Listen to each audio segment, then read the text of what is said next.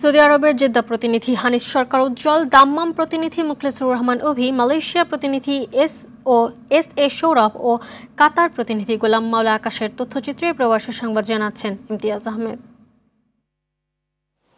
স্বচ্ছতা ও জবাবদিহিতা নিশ্চিতে বাংলাদেশ হজ mission Mecca open টেন্ডারের মাধ্যমে হজের বাড়ি ভাড়া প্রায় সম্পন্ন করেছে বলে জানিয়েছেন বাংলাদেশের অন্তর্বর্তী সরকার ধর্ম বিষয়ক মন্ত্রণালয়ের উপদেষ্টা আফম খালিদ হোসেন। শনিবার সৌদি আরবের মক্কায় বাংলাদেশ হজ মিশনে বাংলাদেশ রিপোর্টার্স অ্যাসোসিয়েশন সৌদি আরব পশ্চিমাঞ্চলের সাংবাদিকদের সাথে মতবিনিময়কালে তিনি একথা জানান। ধর্ম উপদেষ্টা আধুনিক ও সর্বোচ্চ টেকনিক্যাল পদ্ধতিগত হজ ব্যবস্থাপনায় সৌদি সরকারকে সহযোগিতায় বাংলাদেশ সরকারের আন্তরিকতার কথা উল্লেখ করেন। এ সময় উপস্থিত ছিলেন ধর্ম মন্ত্রণালয়ের অতিরিক্ত সচিব মতিউল ইসলাম, কাউন্সিলর হজ জহিরুল ইসলাম, কাউন্সিলর আসলাম, সাংবাদিক MY আলাউদ্দিন, মোহাম্মদ ফিরোজ, সাজিদুল ইসলাম সহ অন্যান্য গণমাধ্যম কর্মীরা। ৩৫০ ধরনের পিঠা নিয়ে সৌদি আরবের দাম্মামে অনুষ্ঠিত হয়েছে শীতকালীন পিঠা উৎসব। এদিন দাম্মামে বসবাসরত বাংলাদেশের নারীরা নিজ হাতে তৈরি পিঠা নিয়ে উৎসবে যোগ দেন।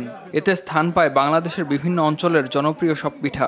উৎসবের আয়োজক বাংলাদেশ কমিউনিটি ও বিডি সোসাইটি জানায়, প্রবাসে দেশীয় খাবারের ঐতিহ্য তুলে ধরতেই পিঠা উৎসবের এমন আয়োজন। এ সময় উপস্থিত ছিলেন কমিউনিটির আহ্বায়ক ইঞ্জিনিয়ার ওয়াহিদুজ্জামান, হাতেম বাদশাহ, সাব্বির আহমেদ চৌধুরী, মোজাম্মেল হক সহ বাংলাদেশ কমিউনিটি ও বিডি সোসাইটির অন্যান্য নেতৃবৃন্দরা। এ সময় প্রতি বছর পিঠা উৎসবের এমন আয়োজন করার আগ্রহ প্রকাশ করেন উদ্যোক্তারা। জমকালো আয়োজনে মালয়েশিয়ার কুয়ালালামপুরের লিটল ইন্ডিয়ায় উদ্বোধন হয়েছে কেভিটি গোল্ড অ্যান্ড ডায়মন্ড এর তৃতীয় শোরুম। এতে প্রধান অতিথি হিসেবে উপস্থিত ছিলেন মালয়েশিয়ার সাবেক মানব সম্পদ মন্ত্রী দাতোশ্রী ডক্টর M সারাভানান। আর উপস্থিত ছিলেন Tan Sri Dato, Sri doctor S Vigneswaran, Tan Sri Datuk, doctor R Nadaraja, Sritharan সহ অনেকে। এ সময় কেভিটির মালিক মালয়েশিয়ায় অবস্থান করা প্রবাসী বাংলাদেশি সহ অন্যান্যদের নিশ্চিন্তে শোরুমে এসে অলংকার কেনার আহ্বান জানান।